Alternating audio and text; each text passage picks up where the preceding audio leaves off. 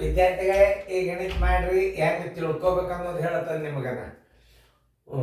ಎಲ್ಲರೂ ಬೋರ್ಡ್ ಕಡೆ ನೋಡ್ರಿ, ಲಕ್ಷ ಕೊಟ್ಟು ನೋಡ್ರಿ. ನಿಮ್ಗೆ ಮಾಡೋದಾಗ್ಯದ, ನಾ ತಿಳಿಸಿ ಹೇಳ್ತೀನಿ ನೋಡ್ರಿ. ಇಲ್ಲಿ ಒಂದು ಸಂಖ್ಯೆಯನ್ನು 108ರಿಂದ ಭಾಗಿಸಿದಾಗ ಒಂದು ಸಂಖ್ಯೆ ಅದು ಎಕ್ಸು 108ರಿಂದ ಭಾಗಿಸಿದಾಗ ಏನು ಭಾಗಲಬ್ಧ ಎಷ್ಟು ಬರ್ತದಂತ ಹೇಳ್ಯಾರ ಅವರು? 29 ಹೇಳ್ಯಾರ. ಆಮೇಲೆ ಶೇಷ ಎಷ್ಟು ಹೇಳ್ಯಾರ? 24 ಶೇಷ ಅಂತ ಹೇಳ್ಯಾರ. ನೋಡಿ, ಇದರ ಅರ್ಥ ಏನು ಮೊದಲು ನೀವು ತಿಳ್ಕೋಬೇಕು. ಇದು ಭಾಜ್ಯ ಕಂಡು ಹಿಡಿದು, ಭಾಜ್ಯದ ಸೂತ್ರ ಏನು?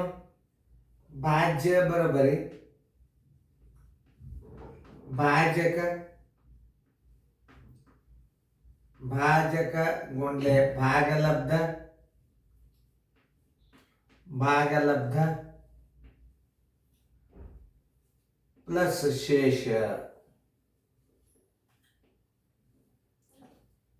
ಬರಬರಿ 108 ಗುಂಡ್ಲೆ 29 ಪ್ಲಸ್ 24.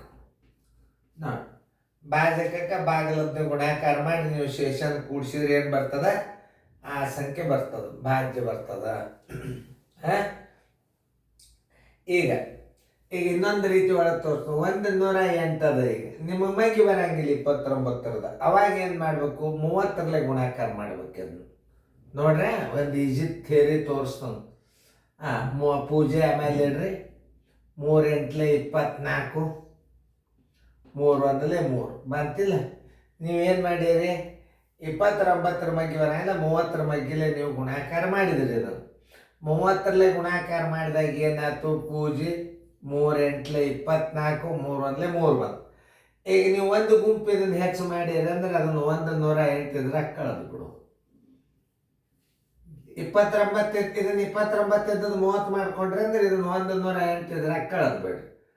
10ರಾಗ 8 ಹೋದ್ರೆ 2 ಕೆಲ ಮತ್ತು 1 ನೋಡಿ. 9ರಾಗ 4ರಾಗ 1 ಆದ್ರೆ 3, 2ರಾಗ 1 ಆದ್ರೆ 1, 31 32 ಬಂತು. 31 32 ಪ್ಲಸ್ 24.